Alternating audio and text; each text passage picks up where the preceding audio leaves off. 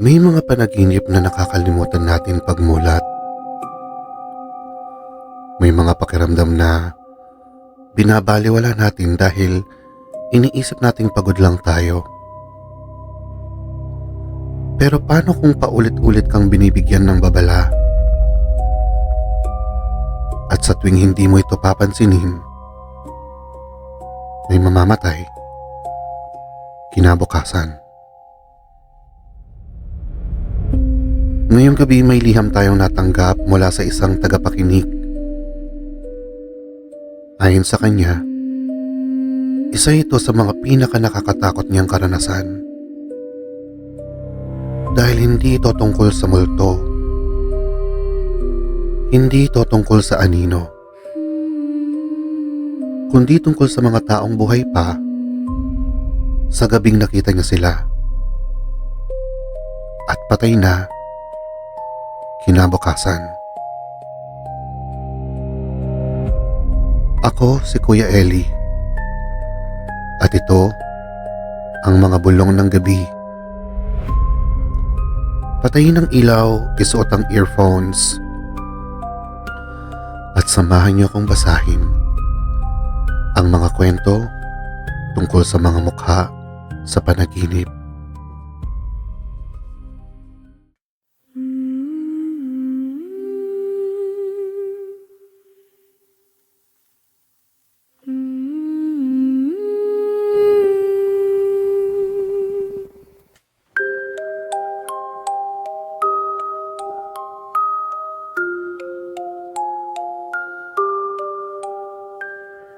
Mga bulong ng gabi,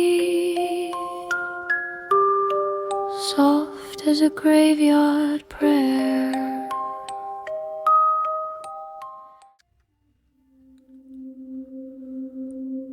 Magandang gabi po sa lahat ng inyong tagapakinig. Tawagin niyo na lang po akong Shirley. Matagal ko pong pinag-isipan kung ibabahagi ko pa ba ang karanasang ito. Dahil hanggang ngayon, may bahagi sa akin na umaasang nagkataon lang ang lahat. Pero nang mangyari ito ng paulit-ulit, natakot na ako. Unang beses itong nangyari noong college ako. May kaklase akong hindi ko naman gaanong ka-close. Isang gabi, napanaginipan ko siyang nakatayo sa gitna ng mahabang pasilyo. Walang tao, madilim, at habang papalapit ako sa kanya, napansin kong basa ang uniforme niya. Parang galing sa ulan. Pero ang pinaka natatandaan ko, nakatingin lang siya sa akin. Hindi siya nagsasalita. Kinabukasan, nabalitaan naming naaksidente siya pa uwi. Nabundol ng truck habang umuulan. Hindi siya umabot sa ospital. Sinabi ko sa sarili ko, coincidence lang yon. Hanggang sa nangyari ulit. Pangalawang beses, kapitbahay naman namin. Isang matandang lalaki na araw-araw kong nakikita. Gabing-gabi nagising ako dahil parang may tumatawag sa pangalan ko. Pagdilat ko, nakita ko siya sa panaginip na nakaupo sa harap ng bahay namin. Nakasuot siya ng puting damit at may hawak na kandila. Hindi siya gumagalaw. Kinabukasan, inatake siya sa puso habang natutulog. Wala na siya nang madatnan ng pamilya niya. Doon ako nagsimulang kabahan. Dahil napansin ko na may iisang bagay na pare-pareho sa mga panaginip. Lahat sila tahimik. Walang nagsasalita. At lahat sila nakatingin sa akin. Pero ang pinaka nakakatakot ay nang sunod-sunod na itong mangyari. Sa loob ng 3 buwan, 4 na tao ang napanaginipan ko. Isang tindera sa palengke, isang dating guro, isang pinsan ng kaibigan ko, at isang tricycle driver na lagi kong nasasakyan. Iba-iba ang lugar sa panaginip. Minsan nasa simbahan, minsan nasa waiting shed, minsan nasa gitna ng kalsada. Pero pareho ang pakiramdam. Parang may gustong ipakita sa akin. At sa bawat pagkakataon, may masamang balita kinabukasan. Hindi ko yun sinabi kahit kanino. Baka isipin nilang nababaliw na ako. Hanggang sa dumating, ang gabing hindi ko na kayang kalimutan. Umuwi ako noon galing trabaho. Pagod na pagod. Nakatulog ako agad.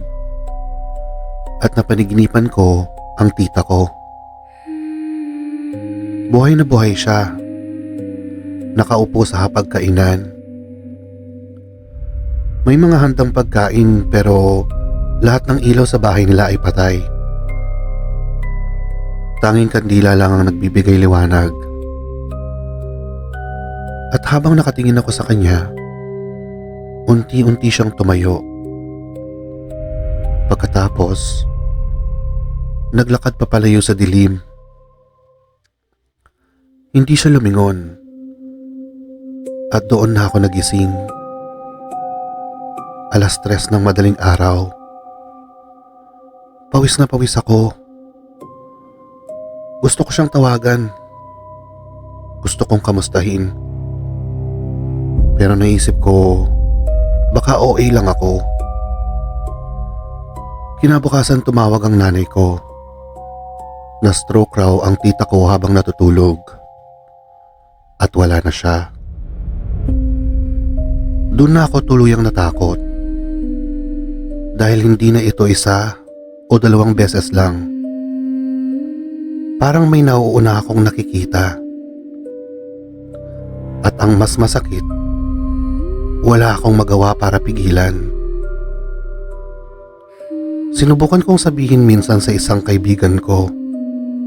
Hindi niya ako pinaniwalaan. Sabi niya, baka napapansin ko lang ang mga namamatay at kinakabit ko sa panaginip. At gusto kong maniwala roon. Hanggang sa huling nangyari. Isang gabi, napanaginipan ko ang sarili ko. Nakatayo ko sa harap ng salamin. Pero ang refleksyon ko, hindi gumagalaw. Nakatingin lang sa akin. At sa likod ng refleksyon ko, may mga taong nakatayo. Lahat sila pamilyar. Lahat sila yung mga taong napanaginipan ko bago sila mamatay. Isa-isa silang lumapit. At sabay-sabay silang tumingin sa akin. Pagkatapos, namatay ang ilaw.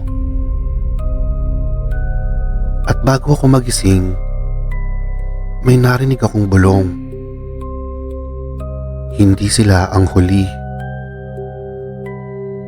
Hindi ko alam kung anong ibig sabihin noon. At sana talaga, panaginip lang ang lahat. Pero hanggang ngayon, sa tuwing may napapanaginipan akong taong tahimik lang at nakatingin sa akin, kinabukasan hindi na ako mapakali. Dahil natatakot akong baka may mangyari na naman. At ang pinakamasakit sa lahat, baka isang araw may makita akong mahal ko sa buhay. At alam kong wala naman akong magagawa.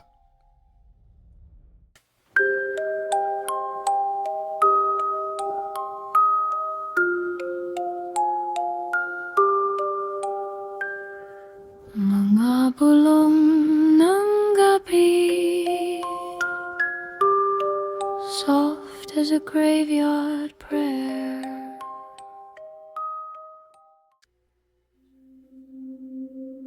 Maraming salamat Shirley sa pagbabahagi ng iyong karanasan.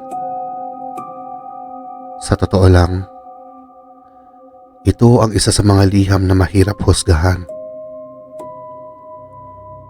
Dahil minsan, ang pinaka nakakatakot ay hindi ang makakita ng multo, kundi ang makaramdam ng may paparating na trahedya at wala kang magawa para pigilan ito. At sa mga nakikinig ngayong gabi, nais kong itanong sa inyo, may pagkakataon na ba na napanaginipan nyo ang isang tao? Tapos may nangyaring masama kinabukasan? Coincidence lang ba yon? O may mga bagay talagang hindi pa natin lubos na nauunawaan? Kung mayroon ka rin karanasang hindi mo pa rin maipaliwanag, ipadala ang iyong liham sa mga bulong ng gabi. Baka kwento mo na ang susunod nating tampok na episode. At kung nagustuhan mo ang ating kwentuhan ngayong gabi,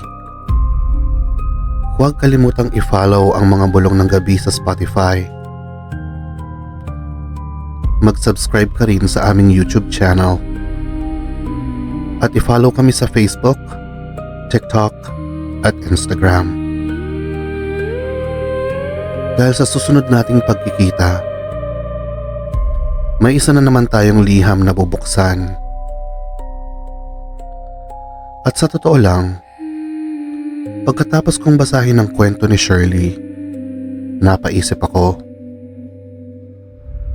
kung sakaling mapanaginipan mo ngayong gabi ang isang taong matagal mo nang hindi nakikita, baka gusto mo siyang kamustahin bukas habang may oras pa. Ako si Kuya Eli, at tandaan, hindi lahat ng panaginip ay nakakalimutan. Ang iba, babala. Magandang gabi at magkita-kita tayong muli dito sa mga bulong ng gabi.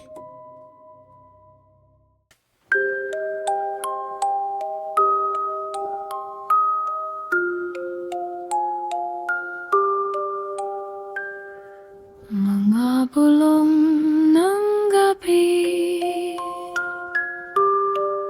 soft as a graveyard prayer. An old house breathes in the dark, windows listening, floorboards tired. Mist on the path